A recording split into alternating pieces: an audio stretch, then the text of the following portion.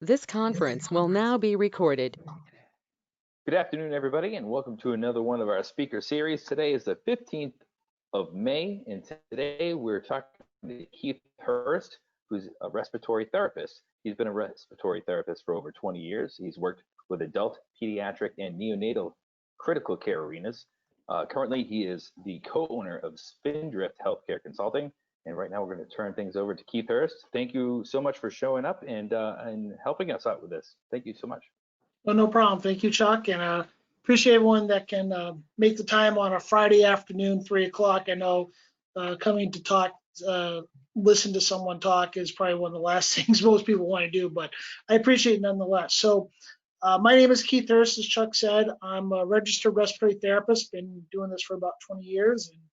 And my son is involved in scouting. He's been taking some of these online merit badges and viewing some of these virtual speakers, you know, he kind of put the bug on my ear. Said, "Hey, Dad, you know, you should see if they want to have you speak." So I threw my name in the hat, and luckily enough, they were.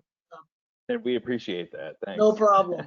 I've got a PowerPoint. I've got a couple to go through some pictures. I also have a couple of quick videos. Some of them are recruitment videos. But my main goal is to really introduce everyone to what a respiratory therapist does, what we kind of do, the different variations of it. I'll be talking a little bit about my career, how I got into it, but also, you know, the kind of the role of the respiratory therapist in COVID. And then at the end, I'll have some time for questions for anything pertaining. So let's see if I can get into this. And technology sometimes is or is not my friend. So here we go. Okay. So first of all, I am an Eagle Scout, class of 91. My Eagle Scout project was establishing 150 American Liberty Elm Tree Nursery in Sterling, Mass. And actually that is a picture of one that is, it's maturing. One of about 150 that got scattered around town. Just quick background, back in the 50s, the American, or the elm trees in America were wiped out by the Dutch elm disease. And the American Liberty elm was a hybrid elm tree that was resistant to the Dutch elm disease. And so I was able to get funding, started a nursery, planted about 150 saplings. They needed about 3 years or so to grow.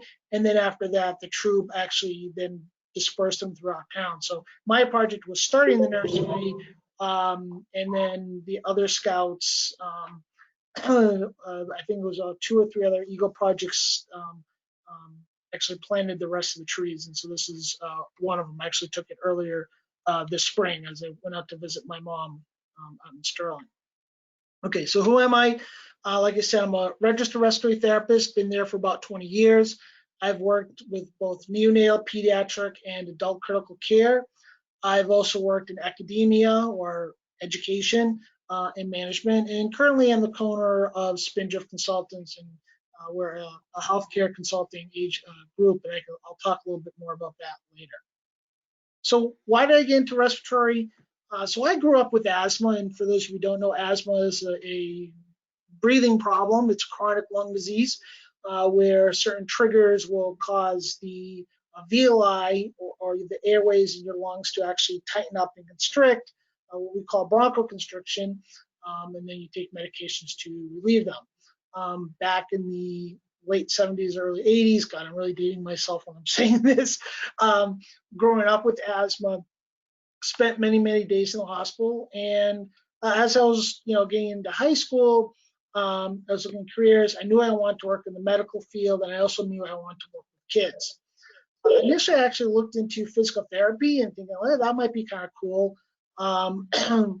But when I got accepted to Northeastern University in the fall of '93, I actually had to take a seminar class, and actually different allied health and physical therapy is one of them. But one of them seminars was like on respiratory therapy. And what really got me hooked is the speaker that came in to talk to me or talked, not just to me, but talked to the class. He was one of the directors or managers at Boston Children's Hospital, and he was showing me some pictures of the kids in their NICU and PICU, and I said, oh, that is way cooler than physical therapy. That's what I want to do. And honestly, that's how I got into it and really enjoyed it, and I really never looked back. So what is a respiratory therapist? Very simply, we are the only medical specialist, and what I mean by that, we are literally only medical specialist trained specifically in the cardiopulmonary system. So we really deal with the heart and the lungs. You know, nursing deals with the whole body, physical therapy, occupational therapy. They deal with the whole, different parts of the whole body, and they might deal with more of the musculoskeletal. But we really are specifically trained in the cardiopulmonary system, and that really gives us an edge because, you think about how much breathing is impacted, whether it is a chronic lung disease such as asthma versus an acute respiratory illness such as what we're experiencing now, COVID-19. That's an acute respiratory illness, or whether you need it because you are in a motor vehicle accident and we need to stabilize your airway, respiratory, waking up from anesthesia, from surgery, all the way to rehabs, someone that has been smoking for a long time and now they require smoking cessation to help them improve their lung disease research. So we really, if you think about it, we're really at the heart of the system. You think about it, if you can't breathe, then your brain dies in about 3 minutes, and then really at that point there's not much left. So and if you think about those of you who've done CPR, they talk about airway, breathing, circulation. Well, airway, breathing, we got the first two, and we're involved in 3, the circulation. So we really have all 3. We work alongside the healthcare team, RNs, physicians, nurse practitioners, and PAs, which really helps us. We're really an integral part of it. We are overseen by our national organization, which is the American Association of Respiratory Care. I put that link there, the ARC.org, and there's much more information. But what I wanted to show you real quick, and I'm hoping I can switch my links here, is a video called BNRT. And this is put out by the American Association of Respiratory Care. It's a little bit of a recruitment video to it. So if I'm going to, let's see if I can do this without screwing things up too bad.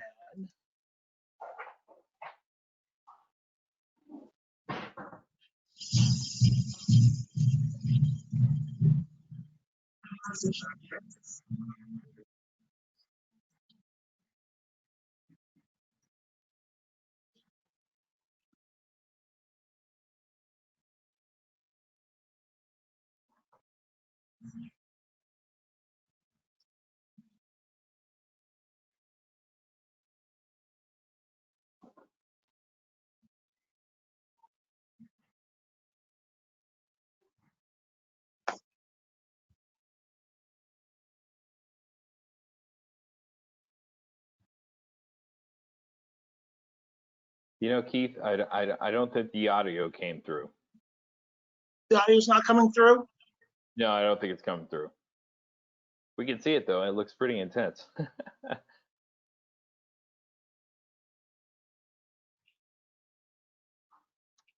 Not on our end. Not hearing the audio? Nope. Yeah, no. But like we've seen the visual. Oh, okay. I don't think the audio went through. All right. Yeah, well, the link's there. All right. Well, like I said, sometimes sometimes technology is not always my friend. So let me flip back to this. If you wanted to as well, if you were to cut and copy that link, and then we could put it into the chat window too, so everybody can look at it one time. Sure. Yeah, let me do that. Yeah, I can do that. But let me get to the problem. Let me back to this. There we go. Back to the slideshow. All right, there you go. Yeah, this is a little bit of a busy slide, but I kind of really wanted to give you a brief history of what the profession did. And really, we started out back in 1943 as oxygen orderlies. Nowadays hospitals, they have piped in gas, oxygen, things like that. Back then they didn't, and so they were hiring men to schlep around these huge tanks so that oxygen or different oxygen devices could be delivered. 1943, a group of oxygen orderlies, physicians, nurses developed the the Inhalation Therapy Association, and it was charted about a year later. And then 1954, we became the American Association of Inhalation Therapy. 1956, we began our own science journal, which is now developed into respiratory care. So I won't go into this, but a couple of the other big things, the AAIT has evolved into what now is called the American Association of Respiratory Care. Our respiratory care journal has been accepted into Index Medicus. So we're part of the National Library of Congress and the Medline aspect of it. So we're very involved with that. Real big for us, 1982, Ronald Reagan actually signed into law Respiratory Care Week, which we celebrate as the third week in October. So come around the 3rd of October if you know a respiratory therapist, tell them to thank them and give them a high five. So, are you going to work with me? I don't know. So what's my career been like? So like I said, in 1993, I graduated. Actually, I take that back. I started in respiratory. I graduated in 98 and worked at Maine Medical Center up in Portland, Maine from 98 to 2000, working in both neonatal, pediatric, and adult ICU. In 2004, I moved from Maine to Boston and worked at Boston Children's Hospital, which is it's a standalone neonatal pediatric acute care hospital. I think right now they're ranked #1 in the country. CHOP, Children's Hospital of Philadelphia, is ranked #2. It's kind of funny. We've always had a good give and take relationship with them. And we say, well, we're 1A and you're 1B, and it's been kind of going back and forth. All in good fun. But, it's basically one of the top children's hospitals in the country. While I was there, I was trained in ECMO, which is extracorporeal membrane oxygenation. And this is really meant for patients where all other conventional forms of therapy has failed. Basically, we put cannulas in them and blood is drained from them, put through an oxygenator and a pump, so we can remove all the bad gas and support the heart, support the lungs, and then we reinfuse the blood back into them. And I have some pictures of patients on ECMO coming up. In 2008, I obtained my neonatal pediatric credential. It's a specialty credential. 2010, I got my master's in respiratory care leadership, ironically also from Northeastern University. Also in 2010, I moved to Chicago, Illinois, and began working at Rush University in the College of Health Sciences as faculty. They had a startup baccalaureate and master's program into respiratory therapy, so I was hired on as faculty, and eventually became the director of clinical education for the program.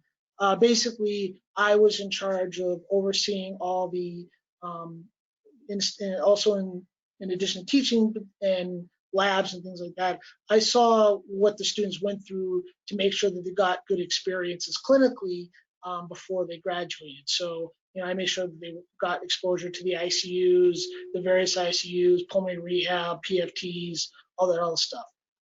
In 2014, I decided to move back to Boston, became the manager of newborn respiratory at Brigham and Women's Hospital. So I oversaw a department of about 20 people and helped run a 66-bed level 3 neonatal intensive care unit there at Brigham and Women's.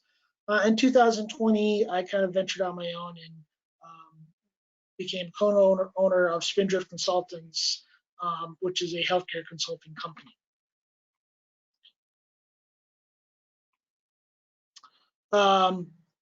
Other things, 2014, I obtained my ACCS, which is Adult Critical Care Specialty Exam, and I'll talk more about that later. 2016, I also obtained my AEC, which is my Asthma Educator Credential. So I'm certified to teach asthma education. In addition, throughout my career, I've published over 20 clinical research abstracts. I've been published in over 10 peer-reviewed journal articles.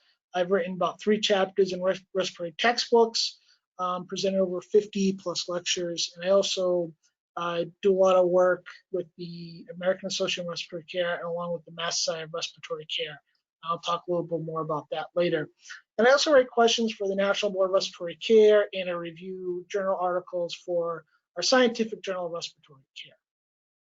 So if you're thinking about getting into respiratory, what's the education like? So the education for respiratory therapists, first and foremost, is that all the education is governed by the Commission on Accreditation for Respiratory Care, or what we call as COAR.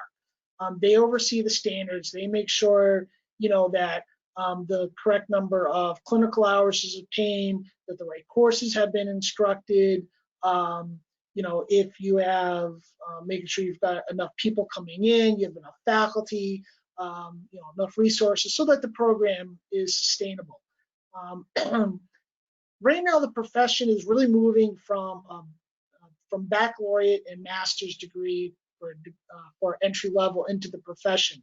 Although there's still a majority of the programs out there of an associate program level. So it's a 2-year associate degree, but really the profession is moving towards entry level of a baccalaureate master's program. COARC has actually put the stop, and so any new programs going forward have to be of a baccalaureate master's program. And they're really encouraging associate programs to look and see if they can create a matriculation program so therapists can get into can get a baccalaureate upon graduation. So what does your education look like? Well, it's a combination of both didactic and labs as well as clinical experience.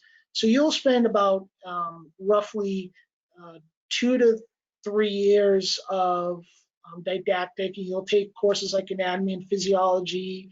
You'll take advanced cardiopulmonary physiology, bio, microbiology, chemistry, physics is all important.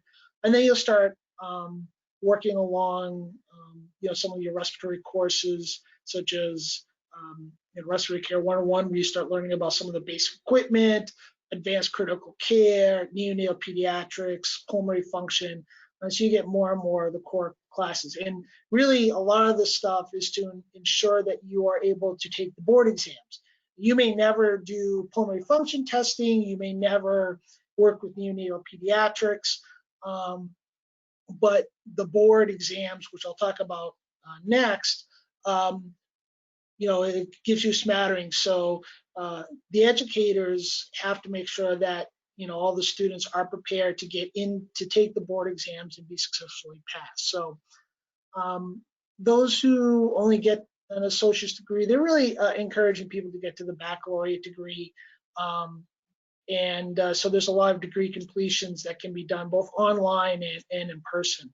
What's the future look like for respiratory? Believe it or not, they're looking at an advanced practice respiratory therapist. This is almost like an NPPA type of role, so like a physician extender or physician provider extender. They'd have a little more autonomy, able to write scripts, things like that. Right now we can't write a prescription. We need a physician or a nurse practitioner or PA to write the prescription for a drug or whatever. But we're hoping in the future that these APRTs would be able to.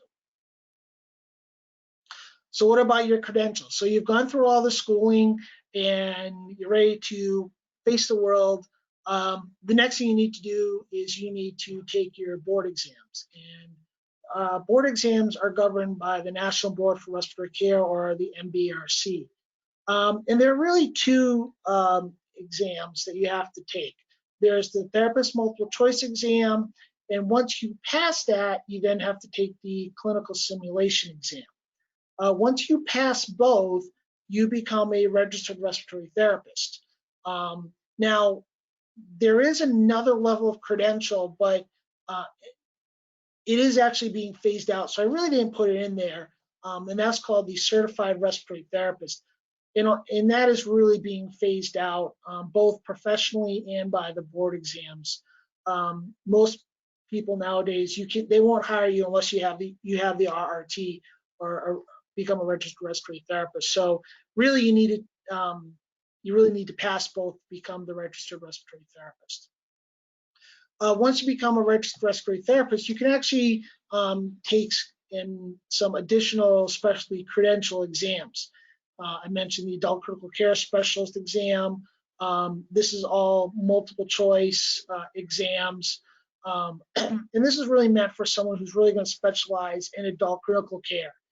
They have the neonatal pediatric specialist, very similar to the adult one, where it specializes in neonatal pediatric critical care. So those people who work specifically in the NICU, PICU, or have that interest can work on that. There's also the CPFT and RPFT, pulmonary function technologist, certified and registered. And these are for people that really work in pulmonary function testing labs. And then lastly, there's the sleep disorder specialist, and these are people that work in sleep labs. A lot of people joke like, "Oh, so you know how to sleep better?" No, I know how to correct your sleep. I just don't know how to I don't know how to sleep better. I wish it was that easy. So once you then get your credentials, now you have to apply to work in the state you want to work in. Now I'm going to talk. Obviously, I work in Massachusetts, so I'm going to be talking a little bit about this. But for the most part, upon passing your board exam, each state has a licensure act, and that excludes Alaska. But they're actually in the process of getting a licensure act. So right now, 49 of the 50 states, and actually you can include Puerto Rico and Guam, all have licensure acts where therapists can apply to work as a respiratory therapist. And really, a licensure act just really determines what an RT can do in that state. They're usually fairly broad, and they cover most of the modalities that we can do, but there may be some differences. So, for example, one state may say therapists are allowed to intubate, and another state, the licensure says, may not say that therapists may be allowed to intubate. It also allows you to determine what else you can do in comparison to someone else. So I'll give you an example. In Connecticut, if you want to sit ECMO, you have to be a respiratory therapist. If you're a nurse, you can't sit ECMO. Versus in other parts of the country, like Washington State, both nursing and respiratory considered ECMO. So sometimes they work jointly with other professional licensure within the state to determine the level of practice. So you are required to obtain a state license for each state that you work in. So not you live in, but you work in. So when I lived in Maine, I need to get a Maine license. And then when I go to Massachusetts, I had to get a Massachusetts license. So they don't really have one that is reciprocal where I can go wherever I want.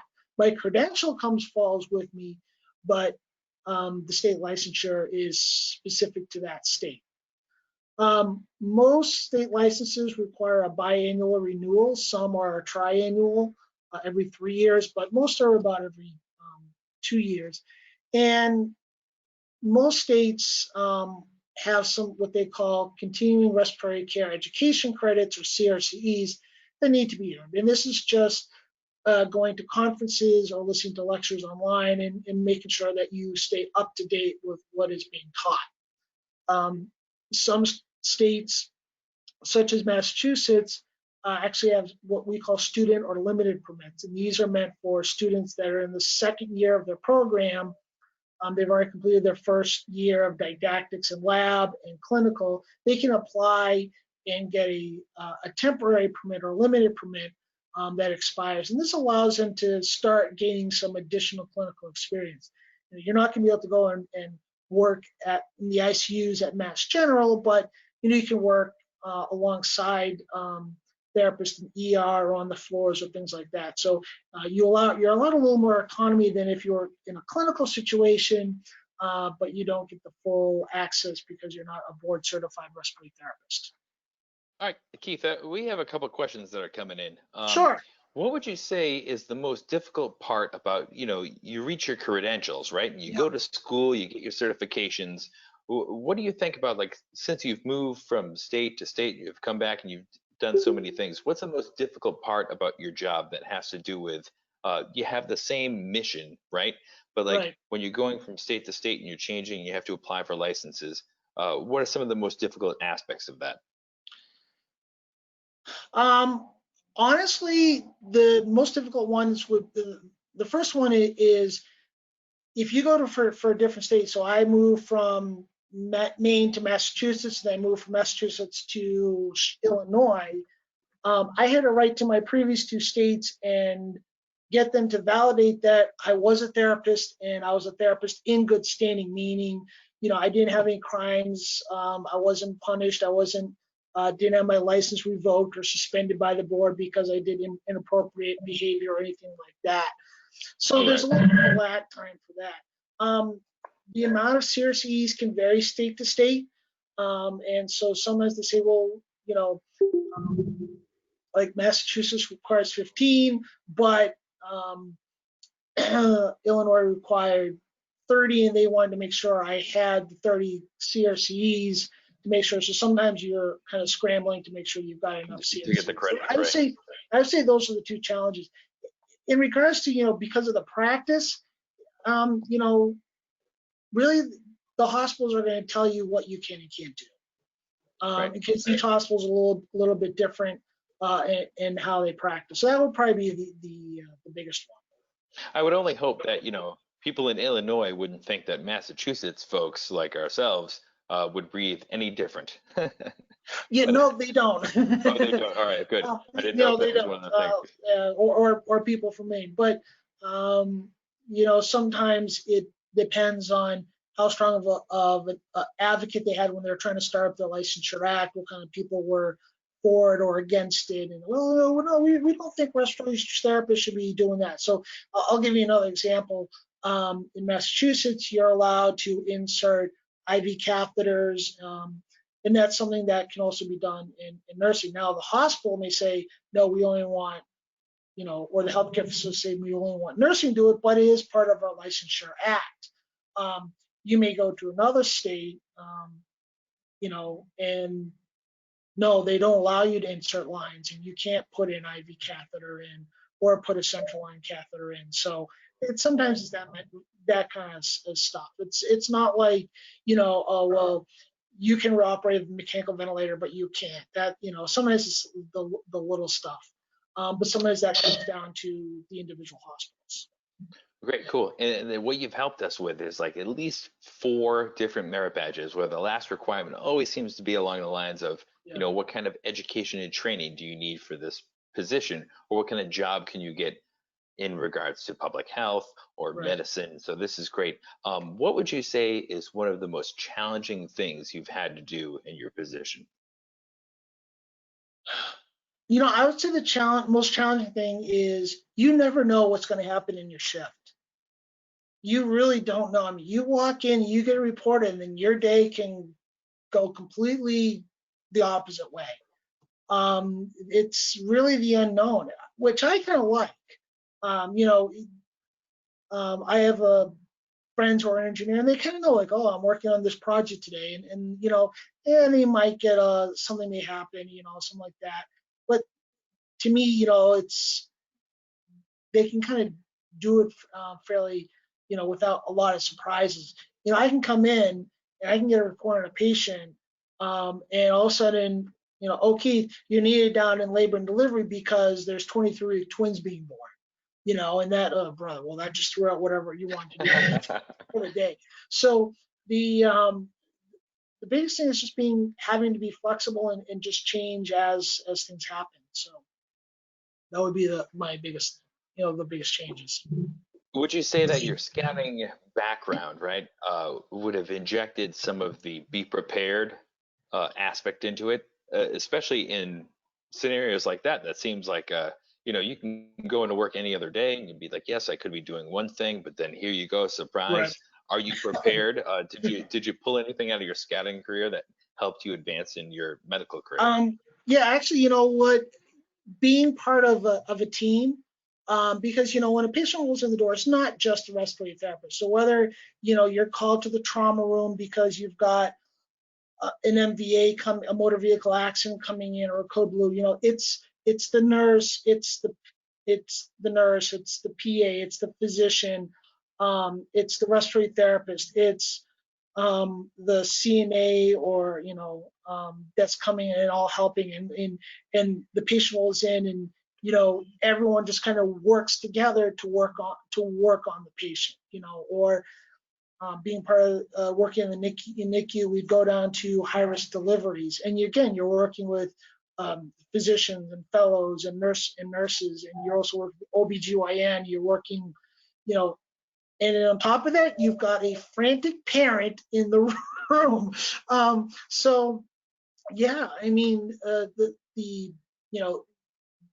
the challenges of working as patrol to overcome obstacles, well, it's kind of the same thing, and yeah, as you said, Chuck, like the being prepared, it's part of the reason why you have all this education, have all this knowledge, because at one point you're going to have to, you kind of pull that, you keep everything in that back pocket or a toolbox, and then, Thank you. okay, now it's time to use it, you pull it out and, dive forward with it. So, yeah.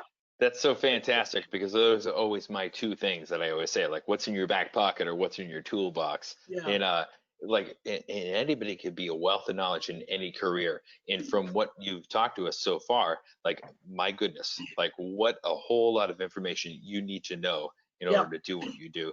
Now, what's part of your job as the co-founder of what you're doing right now in compared to, I don't want to say in the field, because obviously you're in a room with people. Yeah, so right now I do a lot of independent consulting. Right now I'm working with 2 medical device companies as they're trying to get a new respiratory product up to market. And it's one thing, because they're all engineers, and they look at the components. Well, this works, and I say, yeah, but not in the clinical setting. That will never work. So I kind of bring more of a clinical experience to them. It's like, okay, that's great, and I see what you're trying to get, but this is how you need to adapt it clinically. And they're just like, sometimes it's helping them make that connection, because on graph paper or on their computer or in their lab, like, oh yeah, this should work fine. Like, yep, yeah, maybe it does, but not when you're trying to do this, or this is going on. So I try to bring that to them, and then I'm also helping them with training and how they need to train and who they need to train, things like that. And I also offer legal consultation to a couple law firms. I do case reviews, or I provide expert witnesses. So if someone is so if someone's being sued and it has to do with respiratory, they call me and say, hey, can you review this case, give us your thoughts on it, things like that.